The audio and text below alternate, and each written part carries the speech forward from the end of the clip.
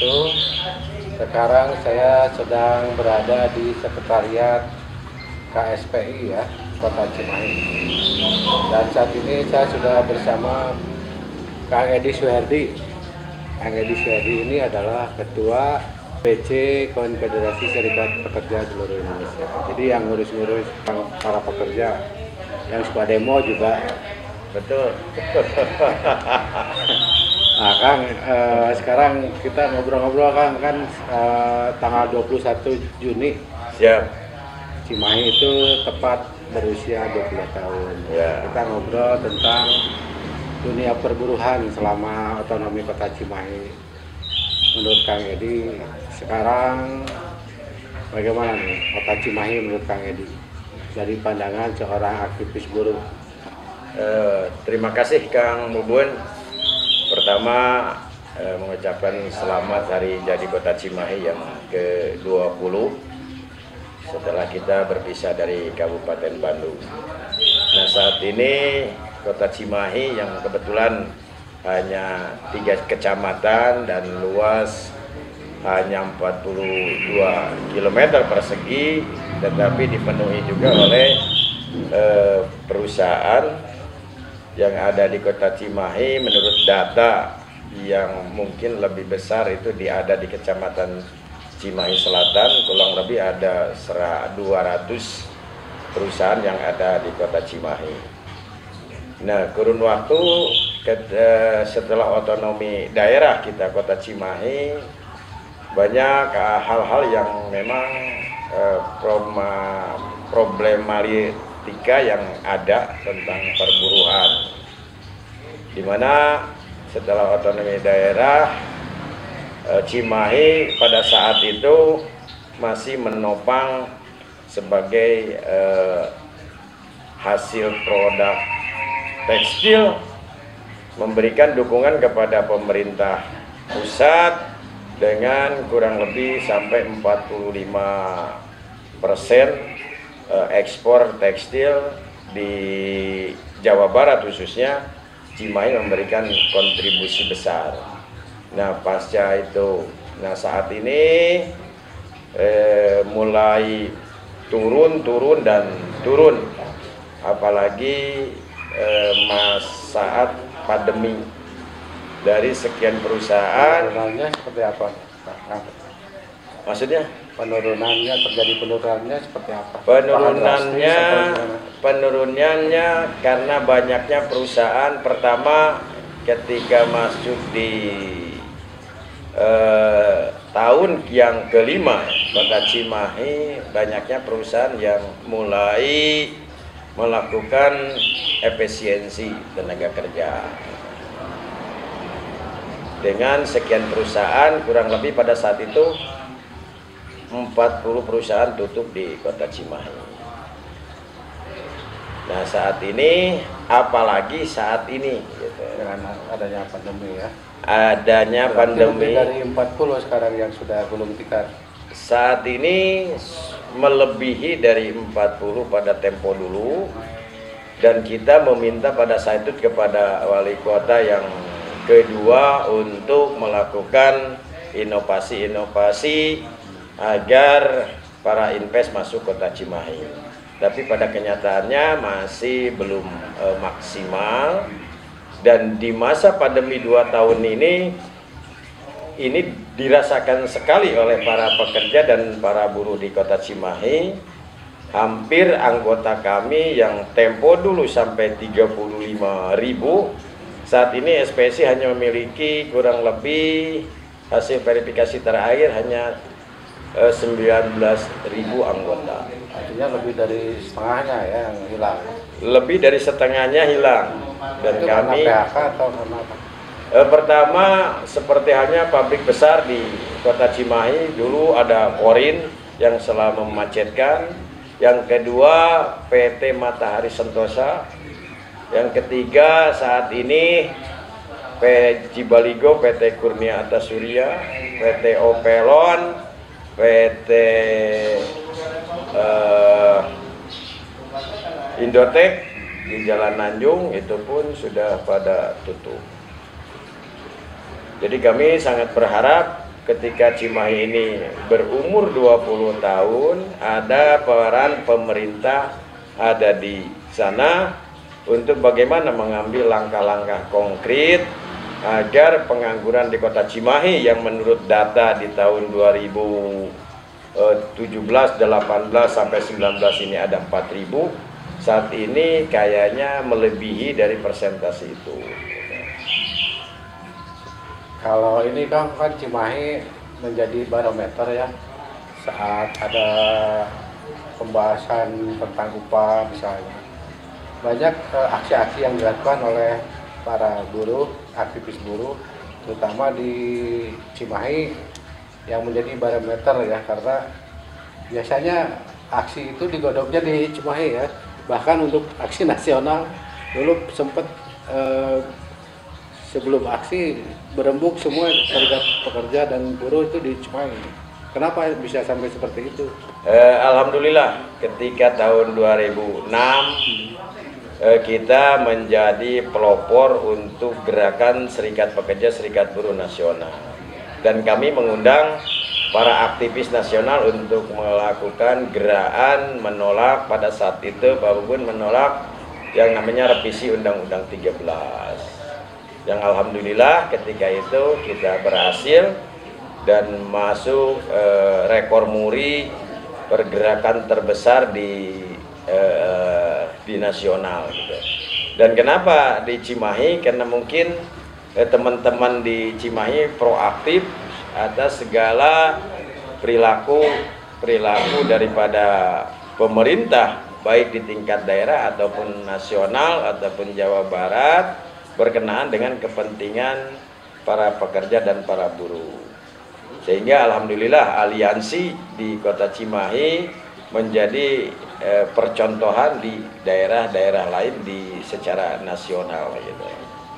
Terus Kang, begini kan, untuk pembahasan sebuah dalam konteks pemerintahan Cimahi untuk perda tentang perburuhan, apakah selama ini dari kawan-kawan buruh itu ikut dilibatkan oleh DPRD atau Pemkot untuk membahas tentang perda terkait dengan perburuhan?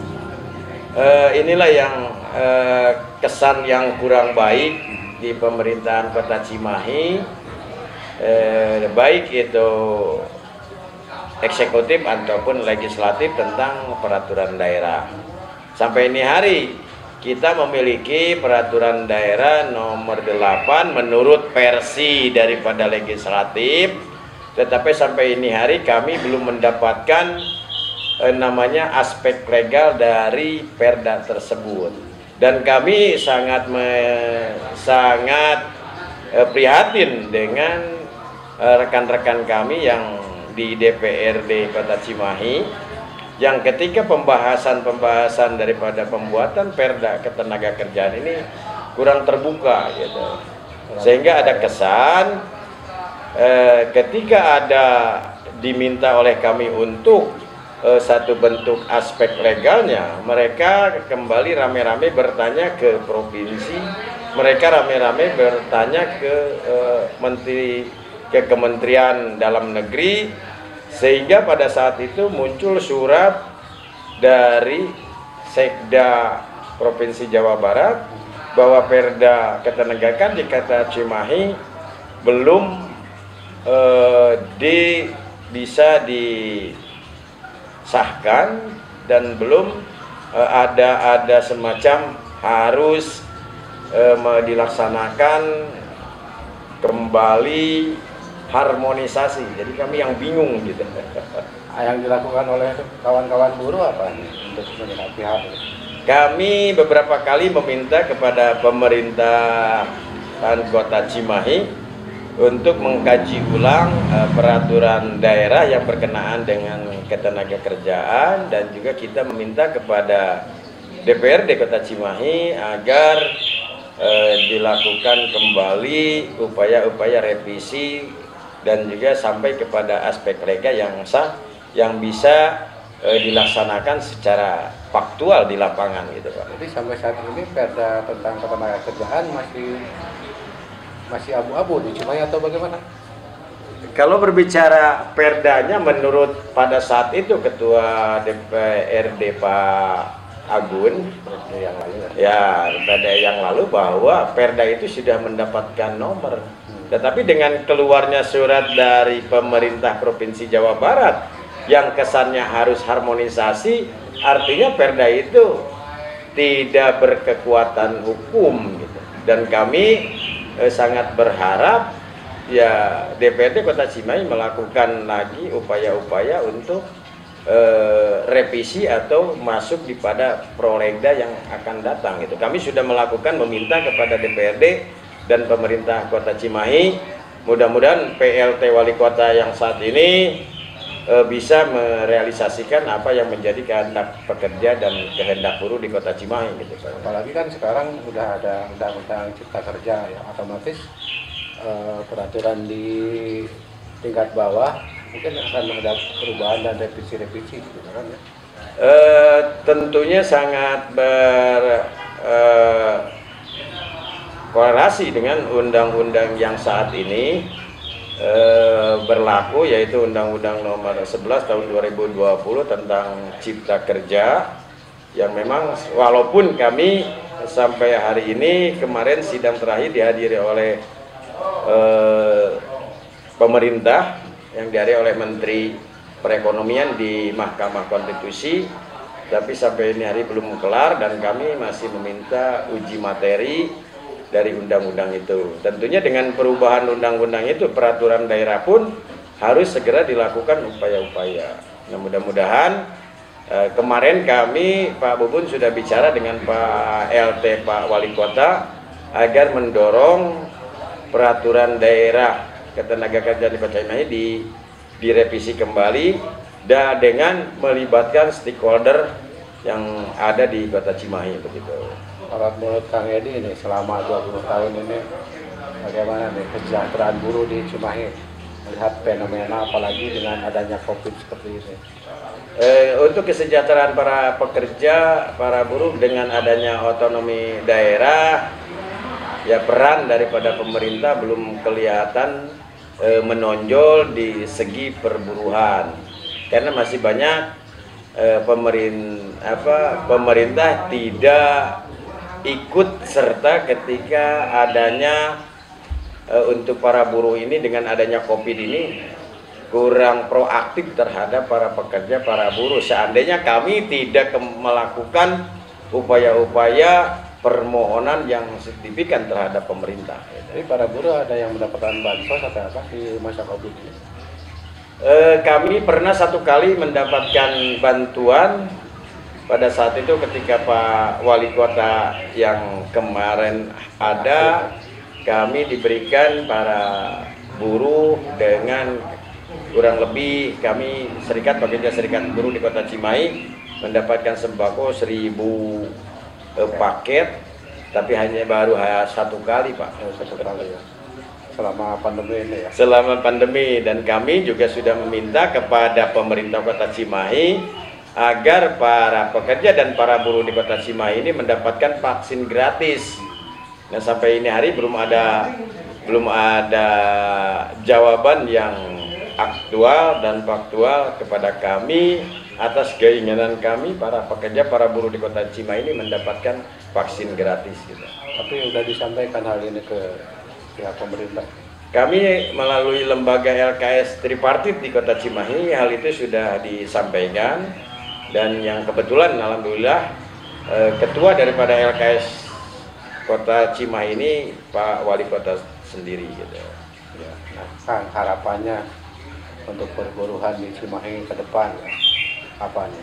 Harapannya di era pandemi saat ini, pertama pemerintah proaktif melihat keadaan ekonomi para pekerja, para buruh yang saat ini memang banyak dirumahkan.